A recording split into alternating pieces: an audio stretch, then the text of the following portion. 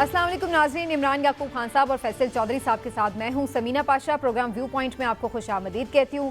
नाज़रीन, सियासी उफ़क़ पर आज भी बड़ी अहम खबरें हैं और मौलाना फजल रहमान साहब ने आज एक प्रेस कॉन्फ्रेंस की, बिलावल भुट्टो जरदारी साहब ने भी एक प्रेस कॉन्फ्रेंस की, कल शहबाज शरीफ साहब ने प्रेस कॉन्फ्रेंस की थी। तो मुख्तलिफ जमातें ऐसा लग रहा है कि प्रेस कॉन्फ्रेंस कर रही हैं और अपने अपने नज़रियात, अपने अपने नारे और दावे लेकर जो है वो मैदान में आहिस्ता आहिस्ता उतर रही हैं।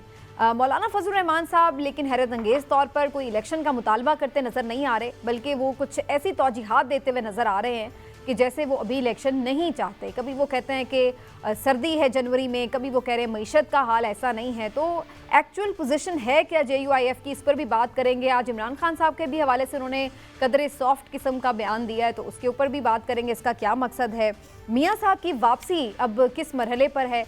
कुछ ये भी खबरें आ रही हैं कि उन्हें मशवरा दिया जा रहा है कि फ़िल वक्त मज़ीद मौखर कर दिया जाए वापसी को। तो क्या अभी भी इस बात की कोई गुंजाइश बाकी है और क्या PMLN ये अफोर्ड कर सकती है, इसके ऊपर भी बात होगी। और इस आगे चलकर जो है बड़ी इंपॉर्टेंट खबर इसराइल और फ़लस्तीन की जो एक जंग छिड़ चुकी है, इसके हवाले से भी बात करेंगे प्रोग्राम में। आप सबको मैं खुशामदीद कहती हूँ और ख़ास तौर पर खुशामदीद कहती हूँ आरिफ हमीद भट्टी साहब को, सीज़ियाकार एंकर पर्सन GNN के हमारे साथी हमारे साथ आज मौजूद। भट्टी साहब, बहुत बहुत शुक्रिया आपका, आज प्रोग्राम में आप हिस्सा बन रहे हैं। बड़ी मुश्किल से ही इमरान साहब उन्हें पकड़ के लाते हैं वैसे प्रोग्राम के लिए, तो भट्टी साहब से ही आज आगाज़ कर लेते हैं। भट्टी साहब, ये मौलाना फजल रहमान साहब ने आज प्रेस कॉन्फ्रेंस भी की और जो उनकी स्टेटमेंट्स आपने सुनी भी, आपको क्या लग रहा है, मौलाना साहब इलेक्शन चाहते हैं? बिस्मिल्लाहिर्रहमानिर्रहीम। ना मौलाना साहब इलेक्शन चाहते हैं, ना पाकिस्तान पीपल्स पार्टी चाहती है, ना मुस्लिम लीग नून चाहती है। इलेक्शन से ही फरार के लिए आज अडयाला जेल में बहुत सख्ती कराई गई। अब तो बिजली भी बंद रही, लेकिन वो सीसा अप्लाई नहीं, बड़ी नाकामी हुई। लेकिन वो मैं उस तफसीलात में नहीं जाऊंगा, इमरान जी को सब डांटेंगे। मतलब है कमाल है भाई। देखिए, तारीख लिखती है। मैं जेल में हूँ, भगोड़ा भाग के बाद भाग जाऊँ सऊदी अरब, मैं जेल में हूँ और मेरे पास वो इंसानी सलूक किया जाए, गैर इंसानी, जो तसव्वुर नहीं किया जा सकता, मैं खड़ा रहा हूँ। खैर छोड़ दे।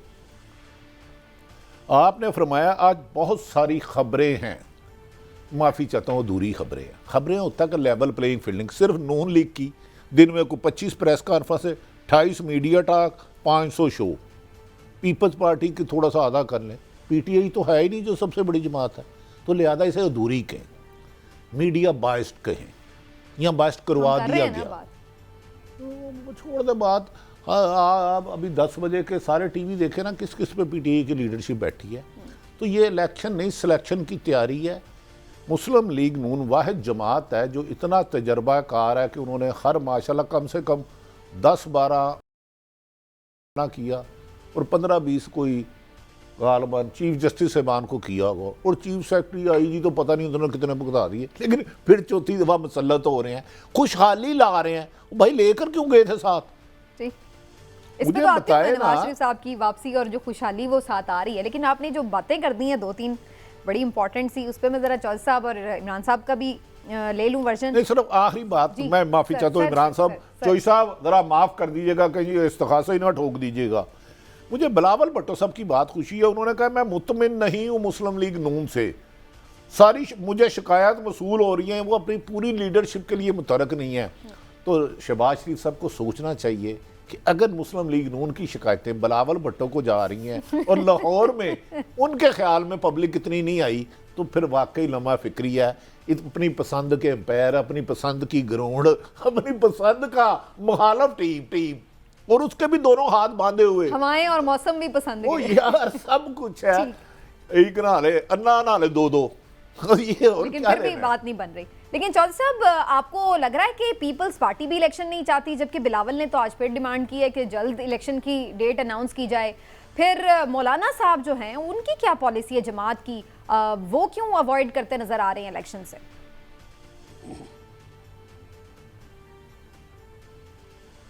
देखिए, इसमें दो चीज़ों को आप जहन में रखिए। पीपल्स पार्टी का जो इलेक्शन करवाने का मकसद ये है, वो पहले भी उन्होंने कहा कि इलेक्शन वक्त में हो, यानी वो नवंबर में इलेक्शन चाहते थे, क्योंकि पीपल्स पार्टी जो है वो मियां नवाज शरीफ साहब को कोई उनका जो है उनको सियासत में वापसी को बहुत ज़्यादा वेलकम नहीं करती। पीपल्स पार्टी का सिंध का जो इक़्तिदार है, ज़ाहिर है उनको पता है कि एक सूबे में उनका इक़्तिदार है और उसको वो प्रोलॉन्ग करना नहीं चाहते कि वो ज़्यादातर इक़्तिदार से बाहर रहना नहीं चाहते वहाँ पे, क्योंकि वहाँ पे जो कुछ मामलात ऐसे हुए हैं जिससे पीपल्स पार्टी की जो लीडरशिप है या पीपल्स पार्टी से ताल्लुक़ रखने वाले जो मैं चाहता हूँ ताल्लुक़ रखने वाले जो अफराद हैं वो उनमें उसके ऊपर कोई शिकंजा कसा गया है। तो पीपल्स पार्टी क्योंकि बिला शरकत गैर 15 साल से सिंध में हुकूमत कर रही है, तो वो ये चाहते हैं कि वो जो उनका अपना खजाने की चाबी जो है वो वापस आए और वो सियासी जो अपने मामलात हैं सिंध में उनको कर सकें। जहाँ तक मौलाना साहब की बात है, देखिए मौलाना साहब की सियासत को जानने के लिए तो आपको बहुत माहिर गोताखोर होना पड़ता है, तो फिर जाके ही शायद कोई बात बने, क्योंकि वो बहुत गहरे सियासतदान हैं। जो बात वो कर रहे हैं इलेक्शनों से मुतालिक, उसमें एक बात में तो मैं उनसे उनकी बात से एग्री करता हूँ, क्योंकि हम ये बात मैं आपके यहाँ पे तो हम बहुत दफ़ा कर चुके हैं कि 70 में इलेक्शन हुए थे और इलेक्शनों के बाद जो सूरत हाल बनी उससे 71 में मुल्क 2 टुकड़े हो गया। अभी भी समीना जो इलेक्शंस हो रहे हैं, इन इलेक्शन के रूल्स ऑफ गेम्स क्या हैं, इसकी बुनियादी मिनिमम कंसेंसस क्या है। इसमें अगर एक फरीक जीता तो बाकी 2 फरीक उसको नहीं मानेंगे, 2 फरीक मानेंगे, तीसरा नहीं चलने देंगे। तो ये टसल जो है ये तो उस वक्त ख़त्म हो सकती है ना जब सारे नेगोशिएशन टेबल पे बैठ के एक बुनियादी जो ढांचा है या बुनियादी एक एग्रीमेंट है उस पे पहुँचे, उसमें खान साहब भी हों, उसमें नवाज साहब भी हों, उसमें इस्टेब्लिशमेंट भी हो। बात ये बहुत तनकीद होगी शायद जमहूरी हलकों में कि जी इस्टेब्लिशमेंट का आप नाम क्यों लेते हैं। बात यह है जी कि प्रैक्टिकली पॉलिटिक्स में, पाकिस्तान की पॉलिटिक्स में उनका एक बहुत बड़ा हिस्सा है, और जब तक किसी भी मुल्क की इस्टेब्लिशमेंट जो है और बाकी जो उसके जो स्टेक होल्डर्स हैं वो अगर एक पेज पे नहीं आएंगे तो फिर आप इलेक्शन एक नहीं 100 इलेक्शन करवाएं, उसका जो रिज़ल्ट होगा वो बहुत शायद वैसा हो जो हम सब कोई एंटिसिपेट नहीं कर रहे। ठीक, तो सेटलमेंट पहले एक होनी चाहिए और उसके बाद जो है वो इलेक्शन में जाना चाहिए, वो भी शुरू हो सकती है। सही, आपका पहले जी बिल्कुल एग्जैक्टली, पहले आपका हम और आप। ठीक है जॉय साहब, आपका पॉइंट आ गया। मैं इमरान साहब की तरफ भी बात लेके जाती हूँ। इमरान साहब, आपको क्या नज़र आ रहा है? मौलाना साहब, अभी जो गैलप का सर्वे है उसके मुताबिक केपी में जो मौलाना साहब की पार्टी की मकबूलियत आई है, आपको पता है वो कितनी है? 1%। तो क्या यही वो खौफ है कि मौलाना साहब जो हैं वो कभी उनको सर्दी का इशू आ रहा है, कभी मईशत बुरी लग रही है, तो वो इसलिए कह रहे हैं कि वो इलेक्शन फ़िलहाल नहीं चाहते? क्या आपको इसमें और इसके अलावा लॉजिक नज़र आती है? बिस्मिल्लाहिर्रहमानिर्रहीम। समीना, देखिए बात सीधी सी है। भट्टी साहब ने जो बातें की हैं उस पर भी मैं ज़रूर बात करूँगा, लेकिन पहले आपकी जो बात है, सवाल है जो मौलाना साहब का, देखें ये जितने सर्वेज होते हैं ये एक तरह की आपको पल्स देते हैं। मैं ये बात मानने को तैयार नहीं हूँ कि मौलाना साहब का जो जमीयत उलमा इस्लाम फजलुर रहमान है वो केपी में सिर्फ 1% है। ये ज़रूर है कि पीटीआई के मुकाबले में अब उनकी वहाँ पे वो से नहीं रही, केपी में उनकी वो पहले जैसी पोजीशन नहीं रही, लेकिन इसका मतलब ये हरगिज़ नहीं है कि वो सिर्फ 1% चली गई। 1% का तो मतलब है कि पार्टी बिल्कुल ख़त्म ही हो गई, ऐसा नहीं है। वो एक दीनी सियासी जमात है और उसकी जड़ें बहुत मजबूत हैं, इसलिए ये कहना कि सिर्फ 1% है समझ नहीं आती।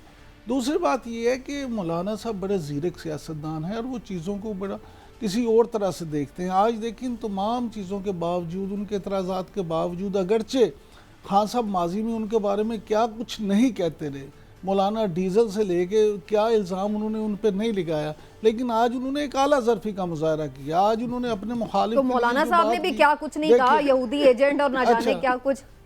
समीना, वो भी बैलेंस रहा है हमेशा उनकी तरफ से। गुजारिश ये है कि हम तो आज की बात कर रहे हैं ना, आज की बात कर रहे हैं, तो आज आपने लेकिन पहले तो जो माजी का वो हवाला दिया ना, मैं उस पॉइंट में बात कर रही हूं। देखिए समीना, बात ये है कि जो बात मौलाना साहब की और उनकी हो रही है उसमें यह है कि मौलाना साहब का इसलिए रेफरेंस मैंने दिया है कि खान साहब का, कि क्योंकि खान साहब जो उनके बारे में कहते रहे हैं तो वो आज माजी को बुला के आज उन्होंने अच्छे अल्फाज का इस्तेमाल किया। मैं समझता हूँ सियासत में जिस रूल्स ऑफ गेम्स बात कर रहे थे फैसल चौधरी साहब, वो उसी वक्त बनेंगे जब सियासी रहनुमा हमारे बुर्दबारी का मुजाहरा करेंगे।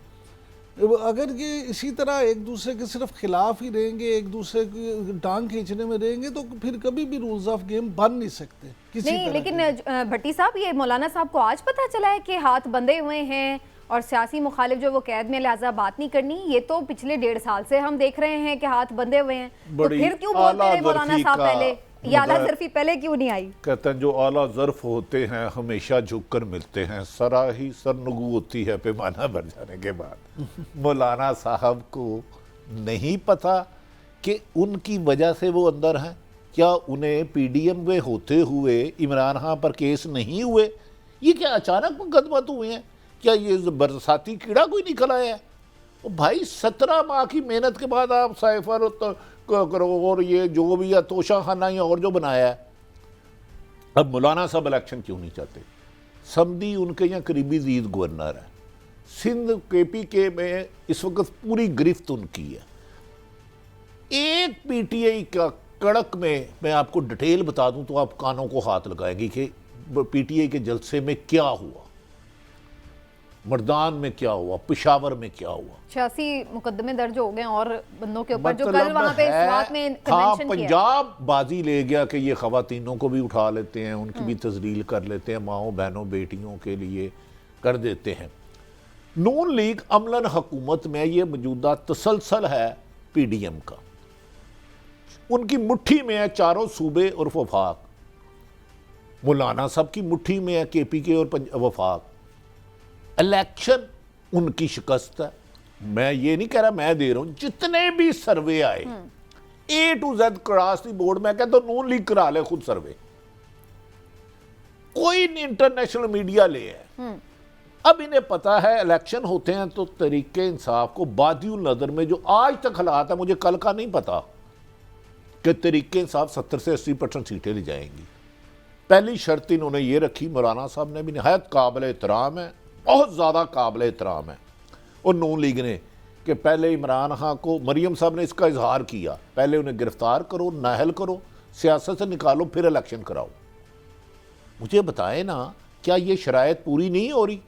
क्या रोज़ाना मुस्लिम लीग नून को सरकारी प्रोटोकॉल में शादरे में जो इतना बड़ा जलसा हुआ, फिक्र मिसाल अमेरिका तक डोनाल्ड ट्रंप कांप गया। यार ये क्या लोग हैं पाकिस्तानी, कितने आशिक है नवाज शरीफ के। क्या बाबरा शरीफ ने अरूज देखा होगा जो उस दिन शादरे की गलियों ने अरूज देखा?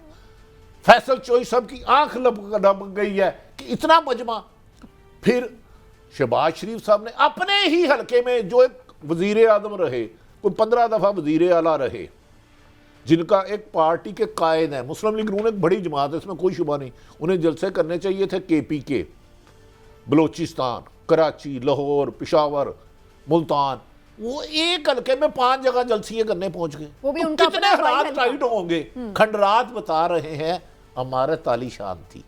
अब ये इलेक्शन उस वक्त होंगे, ये मेरी राय है, हतमी फैसला तो हुकूमतों ने करना है जब तरीके इंसाफ को आउट कर लेंगे, आउट कर लेंगे। देखा नहीं आउट से क्या मतलब, बिल्कुल बल्ले का निशान ही नहीं होगा। हाँ, यही ख्वाहिश है, यही लंदन मुबैना प्लान है, यही लंदन प्लान है। मैं नहीं कह रहा, इसका इजहार नवाज शरीफ और मरियम नवाज कर चुकी हैं, मैं नहीं कह रहा। पॉसिबल आपको नजर आ रहा है ये? अच्छा, जो हो रहा है ये पॉसिबल है? किस कानून के तहत एक घर में 15-15 रेड करते हो आप? किस कानून के तहत चादर चारदीवारी का तकद्दस पामाल करते हो? किस कानून के तहत उस्मान डार 1 महीना गायब रहता है, उसकी माँ हाई कोर्ट में जाती है, हुकूमतों से मुतालबा करती है, अचानक टीवी से नमूदार हो जाता है? किस कानून के तहत सदाकत बुहारी का इंटरव्यू होता है और डॉन टीवी BBC को कहता है हमने रोक लिया, हम तहकीकात कर रहे हैं? किस कानून के तहत पूरी की पूरी एक बड़ी सियासी जमात, चाहे वो पीपल्स पार्टी या नून लीग है, उसको आपने मीडिया से आउट किया हुआ? किस कानून के तहत मुझे एक लीडर बताएं PTI का जो अपने घर रह रहा है आजकल, जिसने प्रेस कॉन्फ्रेंस नहीं की या अंडर द टेबल डील नहीं की?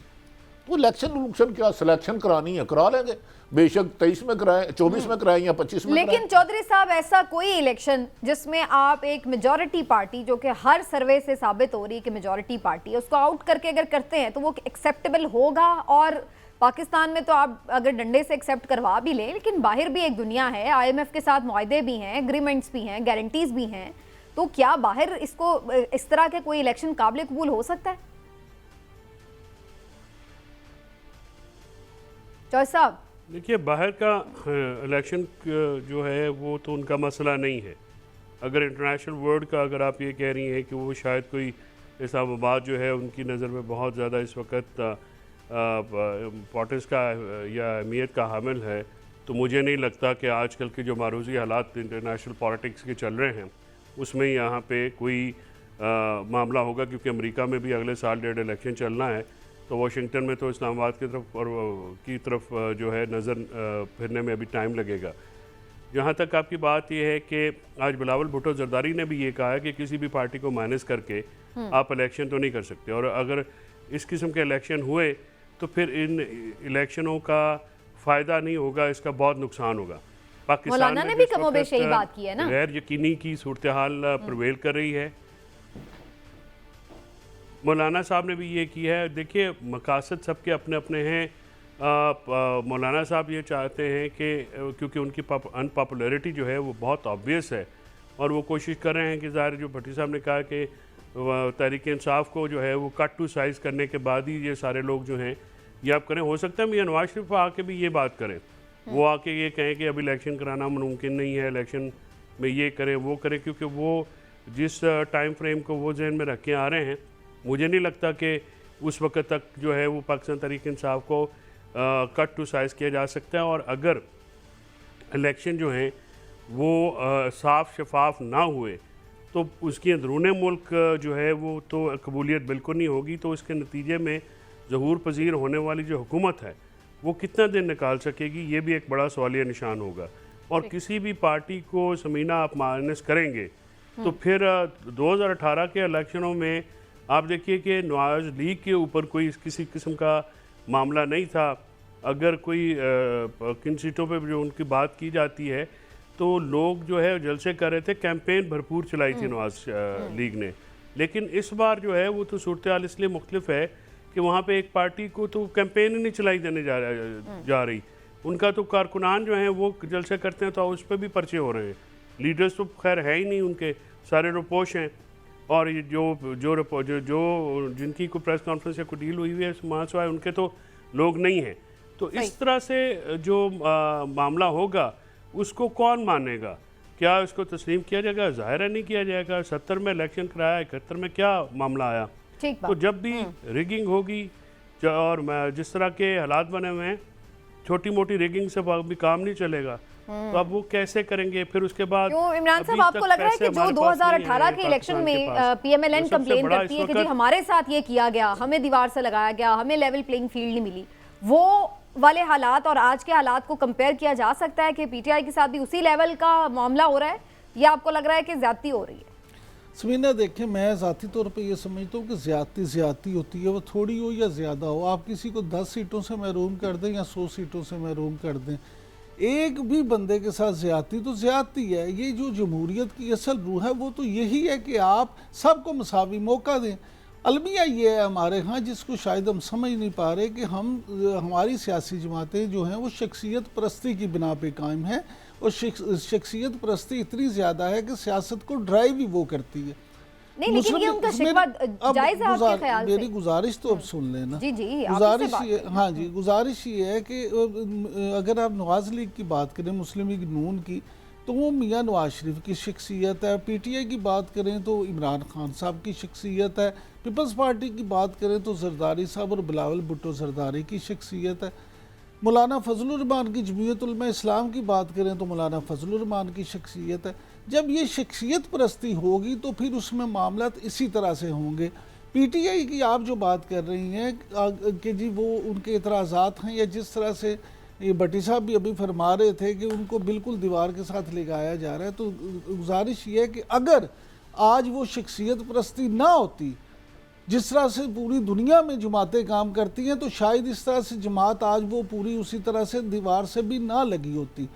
अब अगर उस्मान डार साहब की हम पर्टिकुलरली बात करें, बिल्कुल भट्टी साहब ने ठीक फरमाया कि वो गायब रहे 20 दिन या 25 दिन या महीना, और उसके बाद वो आए और वो इंटरव्यू जो उनका हुआ जिस टीवी चैनल पे वो चला, तो सीधी सी बात है कि उनकी कानपट्टी पे किसी ने बंदूक रख के तो वो इंटरव्यू नहीं करवाया। उस पर अब आप जो मर्जी कहें, वो ना देते इंटरव्यू, बहुत मैं सारे लोग अपने हैं। ऊपर पानी फेंक हाँ, लूं, नहीं लेकिन गैर अखलाकी, हाँ, सॉरी। बट साहब गुजारिश ये है कि बहुत से लोग नहीं इंटरव्यू के लिए माने, उन्होंने इंटरव्यू दिया और उसके बाद वो इंटरव्यू जो उन्होंने मोहतरम दिया। इमरान यकूब साहब, नमाज रोज़ा फ़र्ज़ है तो जान बचानी भी फ़र्ज़ है। अल्लाह ना करे, अल्लाह किसी दुश्मन को भी, जो उस्मान डार से हुआ, कुछ लोगों से हुआ, दुश्मनों के साथ भी। आमीन आमीन।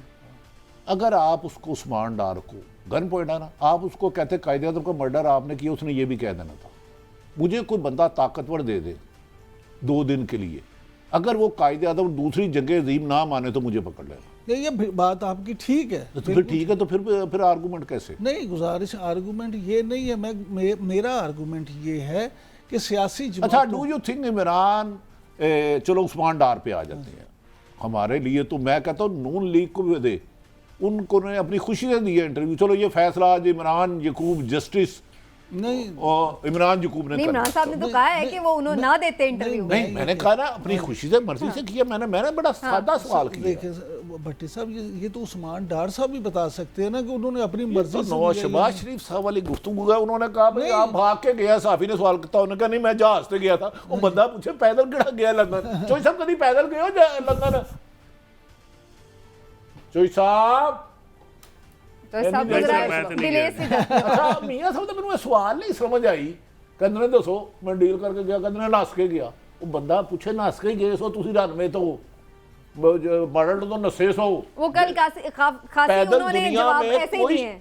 कोई बंदा दुनिया में पैदल उन्हें तो गया? ये भी नहीं पता था मैं इमरान कह रियाज रहा हूँ, उनकी अच्छा हुकूमत सुने, में लापता हुए हैं। इमरान रियाज साहब के बारे में मोहतरम नवाज शहबाज शरीफ साहब नहायत काबिल वो एहतराम लाइन थे, है। मैं उन्हें आजकल पता ही नहीं उनका था। इंटरव्यू करने के लिए भी रिक्वेस्ट भेज रहा हूँ। वो कह रहे हैं इमरान रियाज भी मेरी हुकूमत में नहीं हुआ, ना मेरे इलम में है। कोई मुसलमान 5-6 बंदे साहब इलम ले आए, वजीर आजम एक शख्स है और उसकी इक़्तिदार का टेन्योर कमो बेशतर 40 साल है। सुप्रीम कोर्ट में रोज़ाना केस होता है, हाई कोर्ट में केस होता है, रोज़ाना हेडलाइन लगती है, टीवी में आता है, अखबारात में आता है। क्या वो वजीर आजम थोपिया के थे? अगर उन्हें ये वजीर आजम को नहीं पता क्या तजर्बा है उनका, यार अनबिलीवेबल है। ना इतना झूठ बोले कि कवा भी सफेद लगने लगे। नहीं लेकिन भट्टी साहब गुजारिश ये तो हो ही नहीं सकता कि उन्हें ना पता हो। नहीं, उन्होंने जो टीवी में हुक्म किया है, मैं तो मनोअन उन्हें, क्योंकि नाम भी शरीफ है और शहबाज भी है, तो मैं तो उनकी बातों पर यकीन करता हूँ। गुजारिश ये है कि उन्हें पता होगा, लाजमी पता होगा, और मैं समझता हूँ कि शायद उन्हें ये बात इस तरह से करनी भी नहीं चाहिए थी कि उन्हें नहीं पता। लेकिन बात इस वक्त इमरान रियाज की तो हम कर ही नहीं रहे। इमरान रियाज साहब का केस तो हो रहा है, वो तो सियासी रहनुमा नहीं है, उसको तो सियासी दावत नहीं है। प्रेस कॉन्फ्रेंस में हम तो प्रेस अपने कॉन्फ्रेंस की बात कर रहे हैं कि शहबाज शरीफ साहब ने क्या क्या बातें की हैं। काबिल एहतराम जितने भी हैं, जो टीवी पे हमें दिखाना हमारी मजबूरी है। जैसे वक्फा बड़ा जरूरी है, वैसे ही मजबूरी है हलवे के साथ पूड़ी है। बिल्कुल ठीक। आजकल खबरें देने का दौर नहीं है। बचपन में आप कौन सा कलर ज्यादा पसंद करते थे? क्योंकि मुझे एक खबर आई हुई है कहीं निकल ना आए। चले मैं ब्रेक ले लेती हूँ बड़ी साहब, आपकी मुश्किल आसान हो टाइम है, वरना बड़ी एक तेजी से ब्रेक ले खबर लेते थी। हैं। ब्रेक से वापस आते हैं जी, बात करते हैं क्या मियां साहब को ये जो दी जा रही है कि वापस ना आए, इस पर भी गौर आगे चल के हो सकता है। जो इस्तकबाल की सूरत हाल उसको देख के भी कोई परेशानी है उनकी सफ़ों में। और जैसे मैंने कहा कि कुछ मज़ीद मामलात हैं जो बात करेंगे, जेल ट्रायल की बात हो रही है, क्या ये मुनसिफाना फैसला, इस पर भी बात होगी। ब्रेक के बाद वापस आते हैं।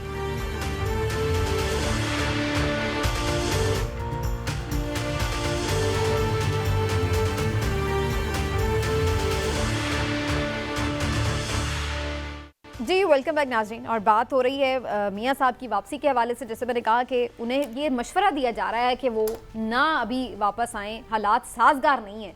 चौधरी साहब, आपको लगता है कि अभी इस सिचुएशन पे अनाउंसमेंट हो चुकी, तैयारियां हो रही हैं और वो फिर से अपना प्लान मौखर कर सकते हैं? अब तो अलविदाई मुलाकातें भी कर रहे हैं वहाँ पे वो। नहीं, मेरे ख्याल में मियां नवाज शरीफ साहब के लिए अब इस प्लान को जो मौखर करना या कैंसिल करना जो है मुश्किल हो जाएगा, क्योंकि उनके नून लीग के पास उनकी वापसी के अलावा और कोई तुरुप का पता है नहीं। नून लीग की जो पिछले 16 महीने की गवर्नेंस है उसको शहबाज शरीफ साहब चाहे जितना मर्ज़ी या राना सनाउल्लाह साहब जो हैं वो उसको रैप करने की कोशिश करें, वो मीठी नहीं हो सकती। वो इंतहाई कड़वी गोली है जो कि पाकिस्तान की अवाम ने निगली है। तो अभी अगर मियां नवाज शरीफ साहब वापस आते हैं दोबारा और फिर नहीं आते ऐलान करने के बाद, तो फिर नून लीग के पास की सियासत जो आगे बहुत ज़्यादा डैमेज हो चुकी है, उसका आप देख लेना कि जो जलसे हुए हैं उसमें मरीम बीबी खुद गई हैं और जो उन्होंने सबको जो है गरमाने की कोशिश भी की, लेकिन फरवर यानी कोई जोशो खरोश नज़र तो आ नहीं रहा उनकी वापसी को लेके। लेकिन फिर भी मियां नवाज शरीफ साहब को अगर उनको सियासत बचानी है, अपनी पार्टी बचानी है, तो वापस आना पड़ेगा। ऐसी सूरत हाल में अगर वो नहीं आएंगे तो उनका मज़ीद नुकसान होगा, क्योंकि नवाज लीग के पास बाहर तौर पे अगर कोई चीज़ कोई उनके पास सेलेबल या इस वक्त पॉलिटिकली कोई चीज़ है तो वो मियां नवाज शरीफ की ज़ात है, उसके अलावा कोई और उनके पास ऐसी चीज़ नहीं है जिसको वो। लेकिन इमरान साहब ऐसे हालात में जब अगर वो वापस आए, उनका सही इस्तकबाल ना हो, लोग वहाँ पर उन्हें रिसीव करने ना पहुंचे बड़ी तादाद में, तो ये भी तो एक डैमेज ही होगा ना कि यानी इसका मतलब तो ये हुआ कि जो आखिरी आपका ट्रम्प कार्ड था वो भी काम नहीं कर सका, वो भी अनसक्सेसफुल रहेगा। और अगर वो आके भी कुछ ना कर सकें तो कम से कम वहां बैठे होंगे तो एक कार्ड तो हमेशा रहेगा। रिस्क तो लेने पड़ते हैं ना फिर ऐसी सूरत हाल में। अगर रिस्क नहीं लेंगे, अगर रिस्क नहीं लेंगे तो फिर तो ये बातें तो उसके साथ में चलेंगी। ठीक है, लेकिन अगर वो इमरान साहब का भी पॉइंट ऑफ व्यू लें, रिस्क को नहीं लेंगे तो बहुत डैमेजिंग तो रिस्क लेना पड़ेगा। जी इमरान साहब, देखिए गुजारिश ये है कि जिस तरह फैसल चोइस साहब कह रहे थे रिस्क तो लेना पड़ेगा, लेकिन मैं ये समझता हूँ कि मुस्लिम लीग नून के पास या मियां नवाज शरीफ के पास इसके अलावा कोई चारा भी नहीं है। अब उन्हें आना ही पड़ेगा अगर उन्होंने मुल्क में सियासत करनी है।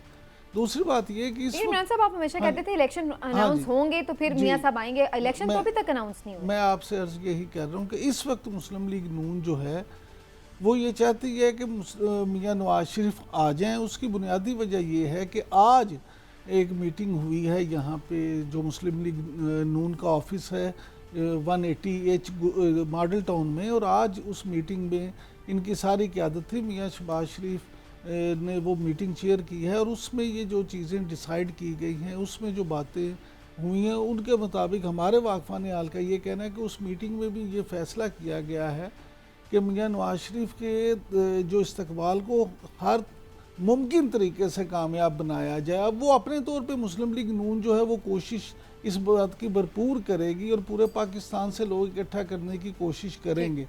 लेकिन ना आने वाली अब जो ऑप्शन है वो अब खत्म है। इस वक्त देखिए, आज जिस तरह भट्टी साहब कहते हैं हमेशा, उसी तरह मैं आपसे ये कह रहा हूँ कि आज इस वक्त तक मुस्लिम लीग नून इस बात पे 100% यकसू है कि मियां नवाज शरीफ अब वापस आएंगे और 21 अक्टूबर को उनका शानदार इस्तकबाल किया जाएगा। शानदार इस्तकबाल हो पाएगा भट्टी साहब, चाहे पीएमएलएन जितनी भी कोशिश कर ले? देखिए, मेरे ख्याल में मियां साहब आए तब भी कोई फ़र्क नहीं पड़ेगा, ना आए तब भी नहीं फ़र्क पड़ेगा। अच्छा। 1% भी। यकीनन मुस्लिम लीग एक नून सियासी जमात है, बड़ी जमात है, इसमें दो राय कोई नहीं है। कभी पाकिस्तान में जुल्फ़कार अली भट्टो के खंबे को वोट मिलता था, हकीकत है, इसे तस्लीम कर लेना चाहिए। नवाज शरीफ के आने ना जाने से सियासत में 1% फ़र्क नहीं पड़ेगा। वैसे भी जो उनकी रिपोर्ट हाई कोर्ट में जमा कराई गई है, इतनी बीमारियां, अल्लाह उनको लंबी उम्र से तो तमाम बीमारों को दें। मुझे समझ नहीं आ रही ये लंदन प्लान में उनको वज़ीर आज़म इतने उनके कमज़ोर अज़ा हो चुके हैं, एंजियोग्राफी 222 में हुई, कोई 15 स्टंट पड़े, कोरोना हुआ, इतने बीमार शख्स पर क्यों मुल्क की जिम्मेदारी दोबारा चौथी दफ़ा रखना चाह रहे हो? खुदा का वास्ता, जब आवाम नहीं चाह रही, उनकी सेहत का ही ख्याल करो। खुदा के लो जो आप उनको हुकूमत दे रहे हो, दुश्मनी कर रहे हो।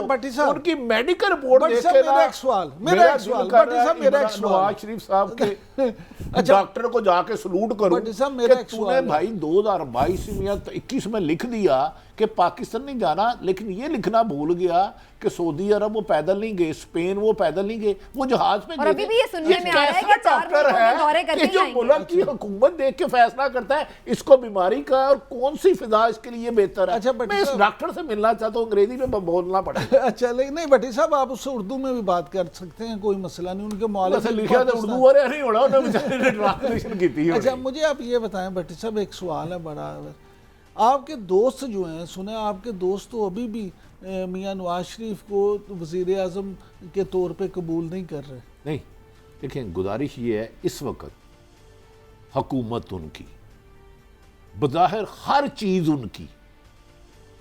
मैं हैरान हूँ कि मोहतरमा मरियम नवाज साहब फरमाती थी इधर उनकी ज़िंदगी को ख़तरा है, जब हमें ज़ीरो रिस्क मिलेगा, जब हमें गिरफ्तार नहीं किया जाएगा हम तब आएंगे। अपने भाई की हुकूमत में नहीं आए, सितंबर में उमरता बदयाल गए हैं, अब आ रहे हैं। वो कौन सी चेंजिंग आई है? उनके मुताबिक आईनी माहिरीन ने मशवरा दे दिया जा। ओ भाई तू कैसे आ जा, एक इश्तिहारी हो, आपको ये रिमांड नहीं मिल सकती, आपकी पूरी बेल नहीं हो सकती, लेकिन ये अदालतों का हुक्म है। फांसी तो कह रहे हैं मिल जाएगी हमें उनको, अब वो तो ये उनकी वकला की टीम कह रही है। ठीक है, मैं एज ए वकला सिर्फ फैसल चोई साहब से अपनी सलाह चाहूँगा। चोई साहब जिस तरह मोहतरम नवाज शरीफ साहब गए हैं, मैं तो उनकी जितनी बीमारियाँ, उनकी सेहत, और मैं नहीं चाहता उनके इस कमज़ोर कंधों पे इतना वज़न आए। 72 साल की उम्र हो, इतनी दफ़ा एंजियोग्राफी हो, पट्टे कमज़ोर हो, कोरोना हुआ हो, स्टंट पड़े हो, और फिर इतनी दूर से पाकिस्तान आ जाए। चोई साहब आईनी तौर पर जो सजा याफ्ते हों, इश्तिहारी हो, क्या उन्हें अबूरी जमानतें मिलना मामूल है या कोई ख़ास हालात बनाए गए हैं? नहीं, बिल्कुल मामूल नहीं है, और ना कभी पहले जो है मुजरमों को एफिडेविट के ऊपर जो है वो बाहर इस तरह से जाने की इजाज़त मिली है। मियां मोहम्मद नवाज शरीफ और उनके ख़ानदान को अदालतों ने ऐसे ऐसे रिलीफ दिए हैं जिसके लिए बंदा परेशान होकर रह जाता है कि ये किस कानून के तहत दिए गए हैं। कभी सजा याफ्ता शख्स को भी एक दफ़ा बाहर जाने की इसलिए वो आएंगे क्योंकि हालात उनके लिए, और कानून और आइन के मुताबिक तो मियां साहब को सरेंडर करना है।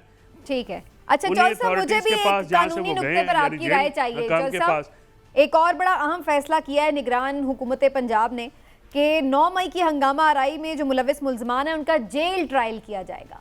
तो मेरे आपसे ये सवाल है कि ये कितना मुनसिफाना फैसला, नंबर 1। नंबर 2 ये कि क्या इसका फैसला अदालत को नहीं करना या हुकूमत को करना है कि जेल ट्रायल होगा या फिर ओपन कोर्ट में ट्रायल होगा?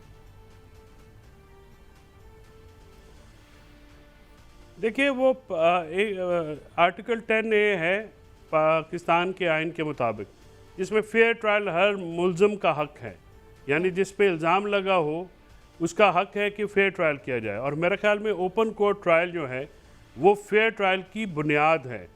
आप जेल ट्रायल करते हैं तो फिर एक दीवारों के बुलंदोबाला दीवारों के पीछे क्या होता है, अवाम उससे ना बेखबर होते हैं, और अगर आप उसमें साफ शफाफ प्रोसीडिंग्स भी करें तो फिर भी उनके ऊपर एतबार नहीं किया जा सकता। लिहाजा ये फ़ैसला जो है ना ये कानूनी तौर पे दुरुस्त है, ना ये सियासी तौर पे दुरुस्त है, ना ही इखलाकी तौर पे दुरुस्त है। ये जो ट्रायल है बिल्कुल कानून के मुताबिक, जिन्होंने 9 मई में कुछ काम किया है वहाँ पे शामिल थे, उनको सख्त सज़ा मिलनी चाहिए। लेकिन उसको जो है ट्रायल अगर जेल ट्रायल करके हाइड करके कॉग्निटो तरीके से चलाया जाएगा तो उसकी फिर शफाफियत पे भी सवाल उठेंगे, उसकी जो है गैर जानबदारी के ऊपर भी सवाल उठेंगे, और उनकी जो दी गई सजाएं हैं उन पे भी तमाम उम्र उंगलियां उठती रहेंगी। लिहाजा ट्रायल मुनसिफाना हुआ या नहीं, वो एक सिक्योरिटी की बुनियाद पे किया गया है या किसी और बुनियाद पे किया गया है, क्यों किया गया इमरान साहब? ये निगरान हुकूमत की तरफ से ये फैसला क्यों किया गया? देखिए, निगरान हुकूमत के कुछ लोगों से मेरी आज जब गुफ्तगू हुई है तो उनका ये कहना है कि पहली बात तो ये कि ये 100%, उनका ये कहना है कि ये 100% हुकूमत का राइट है कि वो इसका फैसला करे कि उसने ट्रायल जो है अगर वो जेल के अंदर कराना चाहती है तो आइन और कानून हुकूमत को इजाज़त देता है कि हुकूमत इसका फ़ैसला करे। बहरहाल निगरान हुकूमत के जिन ज़राए से मेरी बात हुई, उनका ये कहना है कि क्योंकि ये दहशत गर्दी की बुनियाद पर मुकदमात हैं 9 मई के वाक़यात के, तो रोज़ाना की बुनियाद पर इनकी हेयरिंग करनी है। तो अमन व अमान की सूरत हाल को मद्देनज़र रखते हुए ये फ़ैसला किया गया कि वो प्रोसीडिंग्स जो हैं बग़ैर किसी रुकावट के वो हो जाएं ताकि जल्द अज जल्द उन चीज़ों को उनके मंतकी अंजाम वो तो जेल में है ना, उनके पास कौन सा वहाँ पे कोई असलहा मौजूद है हर वक्त कि वो कोई सिक्योरिटी का मसला बन सकता है? ये इशू नहीं है, उनको लाना ले जाना। देखिए, वो जेल से रोज़ाना की बुनियाद पर दहशतगर्दी कोर्ट्स में उनको लेके आना और फिर वापस लेके जाना, और इतनी बड़ी तादाद में कोई 2-4 वो उस वक्त तो है नहीं हवालाती या कैदी, काफ़ी बड़ी तादाद में। लिहाजा इन सारी इन चीज़ों से बचने के लिए निगरान हुकूमत का ये मौक़िफ़ है कि ये फ़ैसला इसलिए किया गया। बहरहाल जी, ज़ाहिर है जो चौधरी साहब बात करें वो अपनी जगह वैलिड है कि इस तरह का जो खुफिया ट्रायल होता है उस पर फिर हमेशा ही सवालात उठते रहेंगे। आगे चलते हैं और बात ज़रा कर लूँ, बड़ा इंपॉर्टेंट इशू है जी इसराइल और फ़लस्तीन के हवाले से, जहाँ पर हमास ने रॉकेट फायर किए 5000 के करीब और एकदम से इसराइल पर धावा। बहुत सारे जो इसराइली फ़ौजी हैं वो हलाक भी हुए हैं और कुछ को यरगमाल भी बना लिया गया, जंगी कैदी बना लिया गया, जिसके बाद इसराइल ने भी बाकायदा जंग डिक्लेयर कर दी है। पूरी दुनिया में एक तशवीश की लहर है, हर मुल्क अपने तौर पर उस पर अपना अपना जो बयान है, पॉलिसी बयान, वो भी दे रहा है और जंगबंदी के तकाजे भी हो रहे हैं। लेकिन ये मसला कितना कशीदा होने जा रहा है, क्या खुदा न खास्ता इसमें और ममालिक भी शामिल हो जाएंगे, क्या सूरत हाल बनेगी, इस पर भी बात करना ज़रूरी है। भट्टी साहब, आपको क्या नज़र आ रहा है, ये कितनी संगीन सिचुएशन बन चुकी है और ये फ़लस्तीनियों के लिए ज़्यादा ख़तरनाक है या इसराइलियों के लिए? देखें, ये पूरी दुनिया के लिए खुदा न खास्ता जिस तरह पाकिस्तान में भी दहशत गर्दी हो रही है, इसराइल के पास तो बज़ाहिर बहुत ज़्यादा लेटेस्ट टेक्नोलॉजी है, कोई मज़ाहिर उधर करीब से आ भी नहीं सकता। अभी वक्त के साथ साथ डिटेल आएंगी। खुदा ना खास्ता ऐसा लगता है कि जो एक नए इत्तेहाद खित्ते में बन रहे हैं, एक बड़ी जंग की तरफ भी जाने का खदशात हैं। खुदा ना खास्ता कि ऐसा हो। मेरा ख्याल है कि बहुत से पुराने इत्तेहादी एक दूसरे को छोड़ के नए बना रहे हैं। कभी अफ़गानिस्तान, चीन या ईरान, पाकिस्तान के ज़रिए बात होती थी, अब वो कह रहे हैं कि कुछ उनके सीधा भी हो गए हैं। तो ये जो मैं तो इस जो इसराइल फ़लस्तीन का आज अटैक है, इसे बड़ी दूर की नज़र से देख रहा हूँ। इसके मकासद कुछ और होंगे आने वाले दिनों में। यकीनन इसराइल के पास जो लेटेस्ट टेक्नोलॉजी है, फ़लस्तीन के लोग उनका मुकाबला हमास के लोग कर नहीं सकते। ठीक, एक जाल भी हो सकता है, लेकिन ये वक्त के साथ साथ यकीनन जंगें अच्छी नहीं है। और अब ये तलवारों और घोड़ों पे तो जंगें होनी नहीं, अब बटनों से होती हैं। तो अल्लाह करे कि दुनिया ऐसा रोल अदा करे कि इस जंग को यहीं रोका जा सके। ठीक है, लेकिन चौधरी साहब, कुछ लोग ये बात कर रहे हैं, जैसे भट्टी साहब ने भी निशानदेही की कि कहीं कोई ट्रैप तो नहीं है हमास के लिए, जिसके बाद इसराइल को एक लाइसेंस मिल जाएगा कि वो जैसे चाहें फिर अटैक करें फ़लस्तीनियों के ऊपर। लेकिन सवाल ये कि यहाँ पर तो जो हमास है उसने खुद आकर इसको ऑन किया है, और जो डिप्टी चीफ ने उनकी बात की है जो इंटरनेशनल मीडिया से, वो तो कह रहे हैं कि ये हमने जंग बाकायदा डिक्लेयर कर दिया है, चारों तरफ से हमला किया और हम ये लड़ाई लड़ेंगे। तो इससे आपको लगता है कि ये ट्रैप है या हमास का अपना ही एक पूरा प्लान है जिसके तहत वो आगे बढ़े हैं? देखिए, इंट्रैपमेंट है या नहीं है, या ये तो अभी पता लगेगी। इस वक्त तो बाज़ाहिर क्योंकि हमास ने इसको हमले को ऑन भी कर लिया है, और वो उन्होंने वहाँ पे जो इसके बाद आप देखिए कि इंटरनेशनल ममालिक में ईरान ने हमास की बिल्कुल हमायत कर दी है। सऊदी जो है, जो कि मुस्लिम उम्मा का ज़ाहिर है लीडिंग कंट्री है, सऊदी वज़ारत ख़ारजा ने ये कहा है कि अब जंगबंदी रुकवाई जाए, शहरियों की ज़िंदगी को ख़तरा है। और उसके साथ साथ उन्होंने जो अपना मौक़िफ़ है उसको भी दोहराया है कि रीइटरेट किया है कि आप जो दो रियासतों का फार्मूला है उस पर अमल दरामद किया जाए, जो कि अमेरिका में ये मुआहदा हुआ था इसराइल और फ़लस्तीन के दरमियान। पाकिस्तान की रियासत का इस वक्त मौक़िफ़ क्या है, अभी तक वो सामने नहीं आया है कि उसमें पाकिस्तान का जो है मौक़िफ़ क्या है। ज़ाहिर है जंग जहाँ पे भी हो उसकी मज़म्मत भी करनी चाहिए, और जंग कोई मसाइल का हल तो होता नहीं है।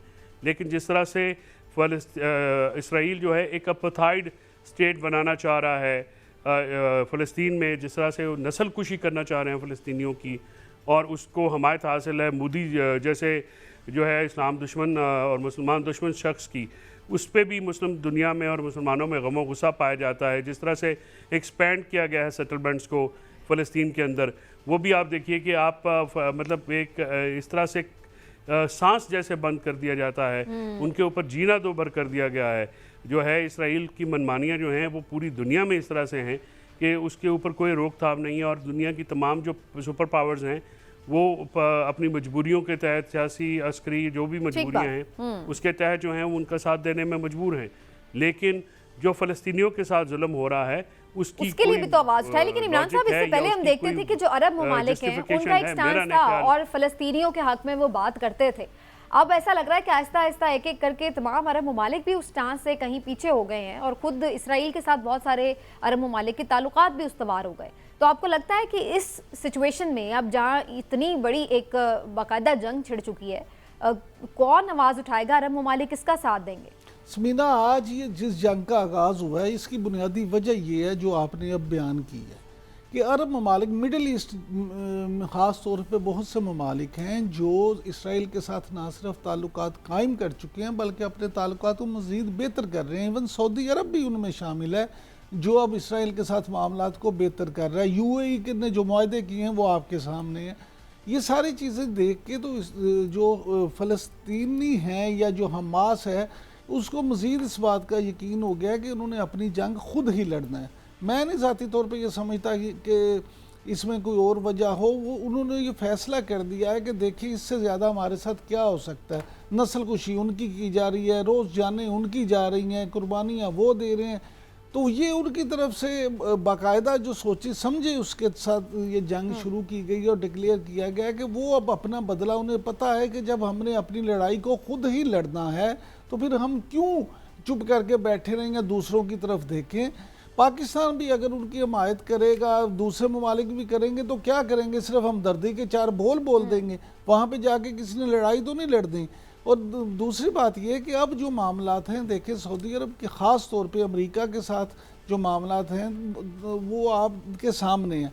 मोहम्मद बिन सलमान जब से वहाँ पे एक्टिव हैं उसके बाद पॉलिसीज़ में काफ़ी चेंजेस नज़र आ रहे हैं। ठीक है, तो ये अब देखते हैं जी, अल्लाह खैर करे। हम दुआ गो हैं कि मामला पुरअमन तरीके से हल हो, लेकिन आज तक इतने सालों में भी ऐसा हो नहीं पाया कि कोई पुरअमन हल निकले। इसराइल की तरफ से जो एक जारहाना पॉलिसी रखी गई है उस पर उस तरह से किसी भी मुल्क की तरफ से, जो वेस्टर्न मुल्क हैं जो उसको सपोर्ट करते हैं, उनकी तरफ से कभी आवाज़ नहीं उठाई गई। लेकिन अब जब इसराइल पर अटैक हुआ है तो हमें काफ़ी ज़्यादा चीखो पुकार सुनाई दे रही है। लेट्स सी कि क्या होता है और कौन इसमें अहम किरदार अदा करता है। आज के प्रोग्राम को यहीं समेटते हैं, इंशाल्लाह फिर आपसे मुलाकात होगी। अपना ख्याल रखिए, अल्लाह।